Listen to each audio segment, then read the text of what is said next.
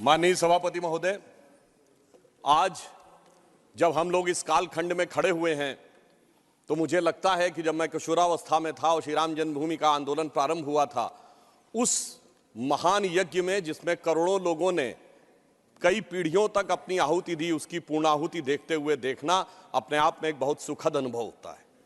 और यह काल इसलिए भी अधिक महत्वपूर्ण है कि यह भारत के अमृत काल का ही कालखंड नहीं है, बल्कि श्री राम मंदिर के माध्यम से शताब्दियों से सोई हुई भारत की चेतना के पुनः उठकर अग्रसर होने और विश्व को नया संदेश देने का एक संधिकाल भी है।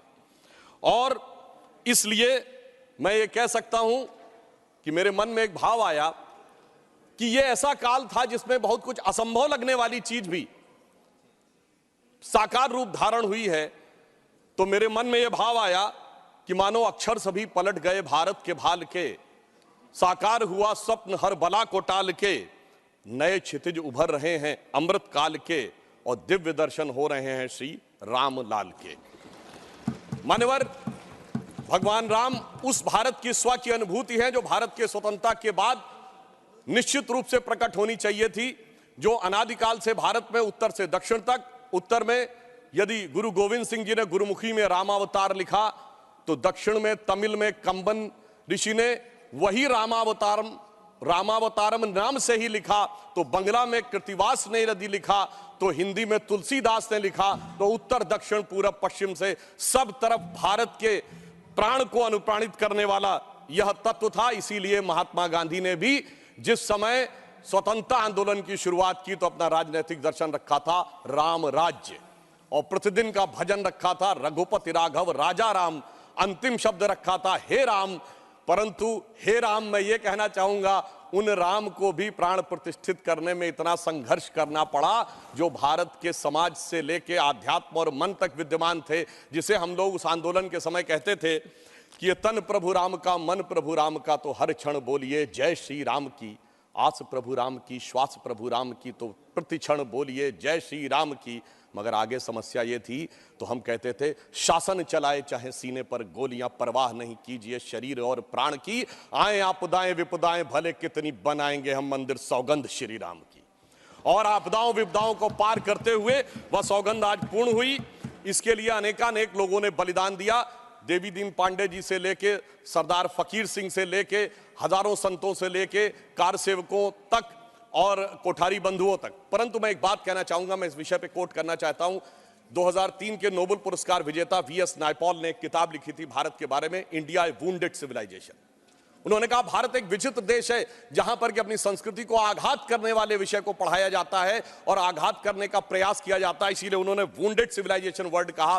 मैं इसलिए कह रहा हूं कि जो इतिहास में प्रत्यक्ष प्रमाण थे उनको भी झुटलाने का प्रयास हुआ। श्री राम जन्मभूमि केस के सिर्फ 2 उदाहरण बताना चाहता हूं। जब मुकदमा चला तो ये पूछा गया कि भाई पिछले उदाहरण दीजिए कोई शताब्दियों के, तो विपरीत पक्ष के पास कोई उदाहरण नहीं थे। हमने फॉरेन ट्रेवलर्स के उदाहरण कोट किए। विलियम फिंच नाम का ब्रिटिश ट्रेवलर आया 1610-20 के आसपास, उसने कहीं पर मस्जिद का उल्लेख नहीं किया, सिर्फ मंदिर का उल्लेख किया। फ्रेंच ट्रेवलर आया जोसेफ टिफेंथलर 1720 के आसपास, तो वो कहता वहां पर चबूतरा है जिसमें कि और एक पक्ष में वो मस्जिद की बात करता है और बताता है कि रामनवमी पे लाखों की भीड़ लगती है। परंतु उसके बावजूद एक मजेदार बात बताना चाहता हूं, जब से ब्रिटिश डॉक्यूमेंट आया तो जो पहली एफआईआर ऑफिशियली दर्ज हुई है नवंबर 1858 में, फैजाबाद के थानेदार को रिपोर्ट दी गई है कि 25 निहंग सिखों ने आकर कब्जा कर लिया है, यज्ञ हवन किया है और मस्जिद जन्म स्थान के सब तरफ राम राम लिख दिया। और जानते हो उस पे सभापति महोदय सिग्नेचर क्या है? मुतव्वली मस्जिद जन्म स्थान। अब बताइए, जन्म स्थान पहली एफआईआर में खुद मुतव्वली लिख रहा है और उसके बाद इस विषय को इतना बढ़ाया गया। और स्वतंत्रता के बाद मैं एक बात कहना चाहता हूं, 22-23 दिसंबर 1949 की रात को जब श्री राम लला प्रकट हुए, उसके बाद यह ध्यान देने योग्य बात है, यह समुदायों के बीच के संघर्ष का विषय नहीं था, यह भारत के स्वाभिमान का विषय था। 12 साल टाइटल सूट की मियाद होती है, 12 साल तक मुस्लिम पक्ष सुन्नी सेंट्रल वक्फ बोर्ड उसमें पैरोकार ही नहीं था। 1961 में, दिसंबर 1961 में जब 12 साल पूरे होने में 4 दिन रह गए थे, तब सेंट्रल सुन्नी वक्फ बोर्ड उसमें पैरोकार बना। क्यों? कुछ सेकुलरिस्टों ने समझाया, कुछ लेफ्टिस्टों ने समझाया, और इसका उल्लेख किया कि मोहम्मद साहब ने अपनी किताब में किया है कि मुस्लिम समाज में एक बहुत बड़ा तबका ये मानता था कि हमें इस विषय में पढ़ने की जरूरत नहीं है, परंतु राजनीति के चलते हुए भारत के स्वाभिमान का विषय ये इसका प्रतीक बना।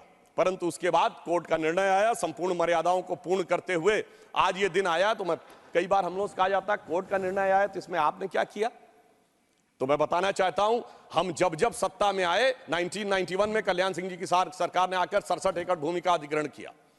उसके बाद याद करिए खुदाई पर रोक लगा दी गई थी।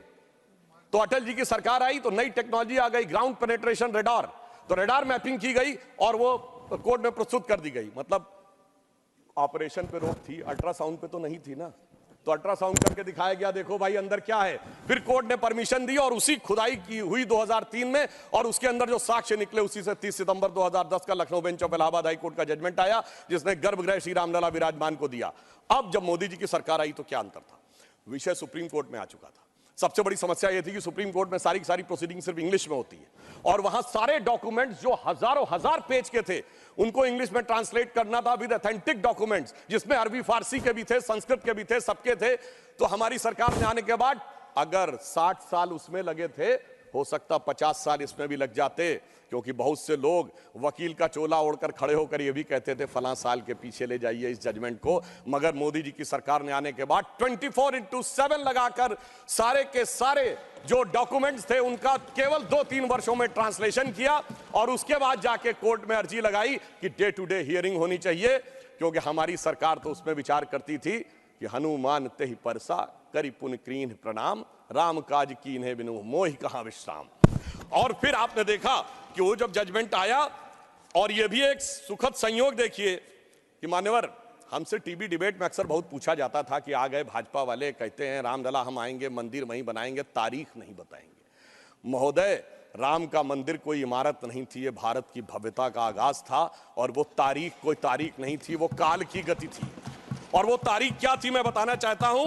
जब रामलला इस मंदिर में आए हैं तो वो तारीख आई है 4 करोड़ गरीबों को घर लेकर आई है, 11 करोड़ लोगों के लिए शौचालय लेके आई है, 54 करोड़ लोगों के लिए जनधन अकाउंट लेके आई है, हर गांव में बिजली, हर गांव में सड़क लेकर आई है, और इतना ही नहीं हर शहर में हर राज्य में एयरपोर्ट लेकर आई है, समुद्र पे सबसे बड़ा सेतु अटल सेतु लेकर आई है, और चिनाब नदी पे दुनिया का सबसे ऊंचा पुल चिनाब का पुल लेकर आई है, हाईएस्ट एफडीआई लेके आई है, हाईएस्ट फॉरेन एक्सचेंज रिजर्व लेके आई है, फास्टेस्ट ग्रोइंग इकोनॉमी लेके आई है। और जनाब वो फिल्म का डायलॉग होता था तारीख पे तारीख, तारीख पे तारीख वाला, इंडियन पैनल कोड को तारीख का हिस्सा बनाकर भारतीय न्याय संहिता लेके आई है जो 3 साल के अंदर सारी तारीखों को खत्म कर देगा। मगर महोदय ये तारीख का राज थोड़ा और गहरा है, क्योंकि जब राम मंदिर की प्राण प्रतिष्ठा होनी थी तो तारीख वो होनी थी कि प्रधानमंत्री को जाना था, यानी तारीख उसका इंतजार कर रही थी कि ऐसा प्रधानमंत्री आएगा जो उस दिन आकर प्राण प्रतिष्ठा करेगा। और वो प्रधानमंत्री भी कैसा होगा जो कि पूरे राष्ट्र का सपोर्ट लेकर, हाँ बोल रहे हैं प्लीज, अरे भाई बोल रहे हैं madam please, not allowed, please बैठे आप, काहे परेशान आपको इजाजत नहीं है, nothing is going on record please. अरे सुनिए आप बोले। महोदय प्रधानमंत्री भी कौन होगा जो पूरे देश का जनादेश लेकर आया होगा और दूसरी बार भी लेकर आया होगा, जो अपने घोषणा पत्र में यह लिख के लाया होगा कि हम राम मंदिर का प्राण प्रतिष्ठा करेंगे, हम निर्माण का मार्ग प्रशस्त करेंगे, यानी 140 करोड़ लोगों के जनादेश के साथ वो तारीख आने वाली थी जिस तारीख का इंतजार था। और महोदय सिर्फ तारीख इतनी नहीं थी मान्यवर, अगर शास्त्रीय ढंग से प्राण प्रतिष्ठा होनी थी तो 11 दिन का उपवास रख के तपस्या भी करनी थी। तो ऐसा भी प्रधानमंत्री आने वाला था जो संकल्प लेकर 11 दिन की तपस्या करे। और मैं महोदय एक और बात कहना चाहता हूं, 11 दिन नारियल का पानी पी के हम में से कितने लोग तपस्या कर सकते हैं महोदय? वो जो हर नवरात्र ऐसे रहता हो उसी के तपस्या का वो अभ्यास होगा। और मैं बताना चाहता हूं स्वामी गोविंद गिरी जी जो कोषाध्यक्ष हैं न्यास के, उन्होंने जब उपवास तोड़वाया तो उन्होंने कहा मैं तार्किक व्यक्ति हूं, मेरे मन में संदेह था। तो जब इनकी माताजी जीवित थी तो मैंने उनसे पूछा था तो उन्होंने कहा 40 वर्षों से अभ्यास है ये उपवास रखने का, इसलिए 11 दिन शासकीय कार्य रखते हुए भी वो उपवास कर पाए। ऐसे व्यक्ति की प्रतीक्षा थी तारीख को। और फिर दक्षिण में जाकर चाहे नासिक हो और फिर चाहे गुरुवायूर का मंदिर हो अथवा रामेश्वरम में खड़े होकर जब प्रधानमंत्री जी 22 कुओं के जल से स्नान कर रहे थे, जो भारत के संपूर्ण क्षेत्र का प्रतिनिधित्व करते हैं, तो यह संदेश था दूर दक्षिण सिरे पर खड़े होकर कि देखिए ये राम है जो घट घट में व्याप्त है पूरे उत्तर से दक्षिण तक। और उस तपस्या से प्रकट होने के बाद उस प्रधानमंत्री की दरकार थी तारीख को, क्योंकि राम का काज कौन कर सकता है। गोस्वामी जी लिख गए हनुमान चालीसा में, सब पर राम तपस्वी राजा, जिनके काज सकल तुम साजा। अगर राम तपस्वी राजा थे तो तपस्वी प्रधानमंत्री भी होना चाहिए था वो करने के लिए, और इस तारीख का इंतजार था। तारीख का ये राज समझने के लिए हम आपको समझाएंगे भी तो शायद आप नहीं समझ पाएंगे। और इसीलिए मैं कहना चाहता हूं कि इतना ही नहीं, महत्वपूर्ण बात यह थी कि सब कुछ शांति और सौहार्द से निपट गया। जब राम मंदिर का मुद्दा उठा था तो कितने प्रकार की चीजें होती थी। इसके लिए हमें निश्चित रूप से सरकार, प्रधानमंत्री को धन्यवाद देना चाहिए। पूरे देश में जिस प्रकार का सौहार्दपूर्ण वातावरण रहा, और महोदय 90-92 में भारत ही नहीं अगल बगल भी बहुत कुछ हुआ था। अब की अगल बगल में भी शांति बनी रही, ये तपस्वी राजा का प्रताप था। और इतना ही नहीं महोदय, अबू धाबी में भी मंदिर बनने जा रहा है। मुझे लगता है भारत के लिए अमृत काल में सांस्कृतिक गौरव का इससे बेहतर काल नहीं आ सकता था कि राम मंदिर भी बन रहा है और अबू धाबी में भी मंदिर बन रहा है। और मैं एक और बात कहना चाहता हूं महोदय, यह हिंदू मुस्लिम का विषय नहीं था, यह भारत के जय और विजय का विषय था, और उससे भी बढ़कर यह मूल्यों का विषय था। कौन से मूल्य थे? एक मूल्य वो जिसमें भगवान राम उस मूल्य के प्रतीक बनते हैं जिसमें 4 भाई हैं, पिता के एक वचन पर वन चले जाना, दूसरे भाई का जंगल जाना, तीसरे भाई का खड़ाऊ रखकर शासन करना, एक ये परंपरा थी। और दूसरी परंपरा वो जिस बाबरी परंपरा में भी 4 भाई थे, शुजा, मुराद, दारा और औरंगजेब। एक ने 3 को कत्ल कर दिया, बुढ़ापे में बाप को जेल में डाल दिया, और इतने पे भी संतोष नहीं हुआ बल्कि सर काटकर थाली में रख के जेल में बंद बाप के पास भेजा। आप किसी मत को मानने वाले हो, अपने घर में क्या देखना चाहते हैं, भाई की खड़ाऊ या भाई का सर? इन 2 मूल्यों के अंतर का यह प्रतीक था। इसका हिंदू मुस्लिम से कोई नहीं था। और मैं अपने विरोधियों को बताना चाहता हूं, मान्यवर, उर्दू में भी एक रामायण लिखी गई है, चकबस्त रामायण, और उसमें इसी मूल्य को अप्रिशिएट किया गया है कि जब भगवान राम राजा दशरथ से अनुमति लेकर जाते हैं तो उर्दू के प्रसिद्ध शायर चकबस्त ने, और वो लखनऊ के रहने वाले थे, उन्होंने लिखा है, रुखसत हुए वो बाप से लेकर खुदा का नाम, रुखसत हुए वो बाप से लेकर खुदा का नाम, और राहे वफा की मंजिलें अव्वल हुई तमाम। यानी उनको तो दिखा कि राहे वफा की कौन सी मंजिलें हैं जो अव्वल हो रही हैं। मगर क्या बताऊं महोदय, एक फैक्ट बताना चाहता हूं। 22-23 दिसंबर 1949 की रात को जब श्री राम लला प्रकट हुए तो सबसे पहले वो रोशनी किसने देखी थी? वो यूपी गवर्नमेंट का एक सिपाही था जिसका नाम था अब्दुल बरकत। उसने बाकायदा मजिस्ट्रेट के सामने बयान दिया है कि रात में उसको दिव्य रोशनी दिखी, और जब दिव्य रोशनी हटी तो वहां पर श्री राम लला विराजमान थे। अब्दुल बरकत को रोशनी 1949 में दिख गई, मगर कुछ सियासत वालों को रोशनी 2024 में नहीं दिख रही है। और मैं आपको बताना चाहता हूं, बाबरी पक्ष के पैरोकार थे इकबाल अंसारी, और यह उदारता देखिए कि सबको बुलाया गया, विरोध करने वालों को बुलाया गया, ट्रस्ट के द्वारा गोली चलाने वालों को बुलाया गया, और इकबाल अंसारी को ही बुलाया गया। और इकबाल अंसारी प्राण प्रतिष्ठा में आ गए। उनका इकबाल तो बुलंद हो गया, मगर इन लोगों का इकबाल जमींदोज हो गया। और मैं ये भी बताना चाहता हूं, उसका एक कारण है। ऑन द लाइटर नोट, इसको कोई पर्सनल ना ले महोदय, ये कहा जाता है कि हमारे यहां राम का तत्व या ईश्वर का तत्व कौन नहीं समझ पाता है? जो कामी, क्रोधी, लोभी, खलकामी हो। और राजनीति में वो नहीं समझ पाता जो सेकुलर और वामी हो। अब मैं ये बताना चाहता हूं महोदय कि जो लोग कहते हैं भगवान राम ने अपने जीवन में ये मंदिर किस चीज का प्रतीक है, कई लोग एक आध कोई शब्द लेकर बगैर पढ़े हुए, बगैर उस भाषा को जाने हुए अपनी बात कहने लगते हैं।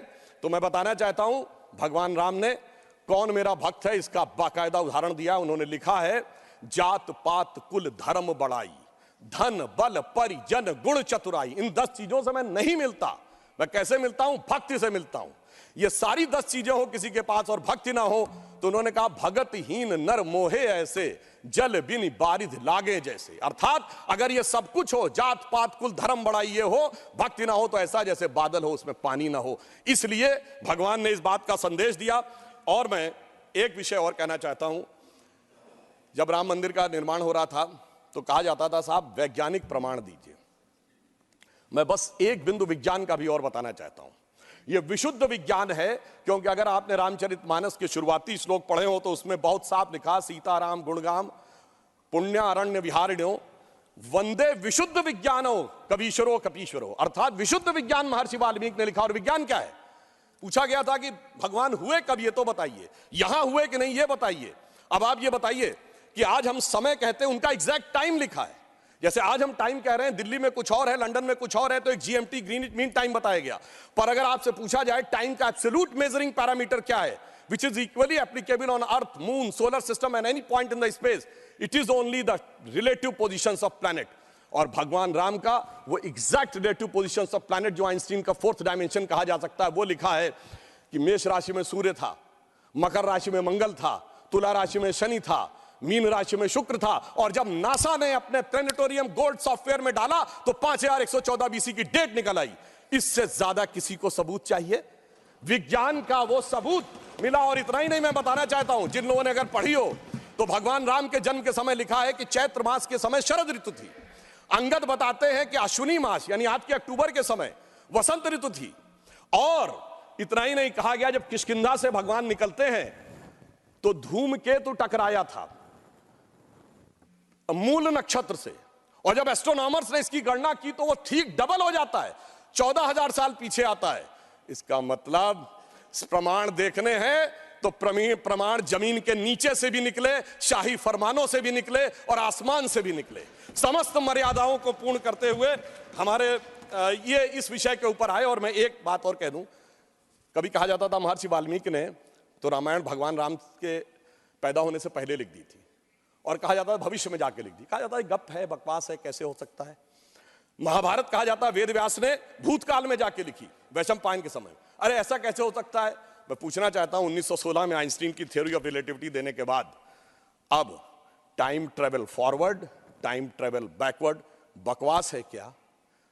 अगर किसी ने साइंस नहीं पढ़ी है तो उसे समझना चाहिए। मगर मैं ये नहीं कहना चाहता हूं इसको कह के, मैं कहना चाहता हूं हमारे ऋषि त्रिकालदर्शी थे, और ये टाइम ट्रेवल तो बहुत छोटी बात थी जो अब धीरे धीरे लोगों को समझ में आ रही है।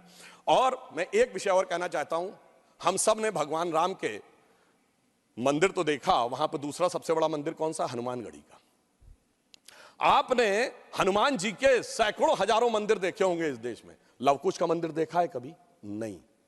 हमारे यहां पुत्र का महत्व नहीं है, शिष्य का महत्व है, भक्त का महत्व है।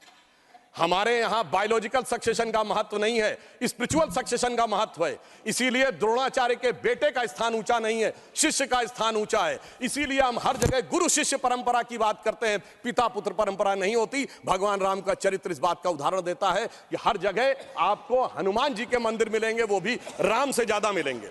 और मैं अंत में यह कहना चाहता हूं महोदय, एक बार एक डिबेट में वो कहने लगे कि भाई you are talking about the Ram temple, how does Ram temple fits in the 21st century emerging India who aspires to become a technologically advanced and become the economic superpower with the youngest population, where does Ram Mandir fits in that? मैंने कहा सुनिए महोदय, हम 21वीं सदी में भारत को सिर्फ इकोनॉमिक, इंटेलेक्चुअल या मिलिट्री सुपर पावर नहीं बनाना चाहते, हम वर्ल्ड लीडर बनाना चाहते हैं। और जब वर्ल्ड लीडर बनाना चाहते हैं तो it should symbolise the certain set of values which will inspire the world. और अगर सारे श्रेष्ठतम मानवीय मूल्यों का प्रतीक कोई एक होगा तो वो भगवान राम का मंदिर होगा, जो विश्व के सबसे श्रेष्ठतम मानवीय मूल्यों का प्रतीक होगा। कैसे?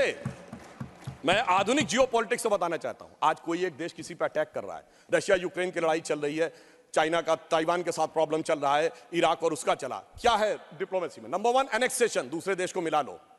दूसरा है सब्जुगेशन, वहां अपना डिप्यूटी अपॉइंट कर दो। और तीसरा है डोमिनेशन, उसके साथ संधि साइन कर लो। भगवान राम ने क्या लंका को जीतने के बाद एनेक्सेशन किया? नहीं। क्या वहां पर कोई अपना डिप्यूटी बैठाया यानी सब्जुगेशन किया? नहीं। कोई ट्रीटी साइन कराई, डोमिनेशन किया? नहीं। तो मैं कह सकता हूं आज के जियोपॉलिटिक्स वर्ल्ड में जब क्लैश ऑफ सिविलाइजेशन कहा जाता है तो उसका प्रतीक वो राम मंदिर दिखेगा, जो पूरी दुनिया को बताएगा कि पीसफुल को एग्जिस्टेंस कैसे हो सकता है बगैर एक दूसरे से लड़े हुए। इसलिए मैं कह सकता हूं 21वीं सदी का महान भारत बगैर राम मंदिर के संभव ही नहीं है। और अंत में मैं सिर्फ ये कहना चाहता हूं, एक नया इतिहास बना है और ये हमारी सरकार और माननीय प्रधानमंत्री जी की उस दृढ़ इच्छा शक्ति का प्रतीक है जिसके लिए कहा जाता था अरे 370 कभी हटेगी नहीं, राम मंदिर कभी बन ही नहीं सकता। मगर ये वो लोग कहते हैं जो फूलों के हार पहनते हैं। हमारे प्रधानमंत्री जी अंगारों के हार पहनते हैं, और जो अंगारों के हार पहनते हैं वो इतिहास को बदलने में निश्चित रूप से सफल होते हैं। इसलिए मैं अंत में ये कहना चाहता हूं, अपनी सरकार को बधाई देते हुए, श्री राम जन्मभूमि न्यास ट्रस्ट, हमने बहुत साफ कहा था हम मंदिर नहीं बनवा रहे, मंदिर न्यास बनवा रहा, हम सिर्फ मार्ग प्रशस्त कर रहे हैं। दूसरों ने कहा था कि हम वो बनवा रहे हैं, तो हम सिर्फ उनके लिए कहना चाहते हैं प्रधानमंत्री जी की तरफ से कि अंगार हार उनका जिनकी सुन हाँक समय रुक जाता है, अंगार हार उनका जिनकी सुन हाँक समय रुक जाता है, आदेश इधर कर देते हैं इतिहास उधर मुड़ जाता है। धन्यवाद। धन्यवाद। माननीय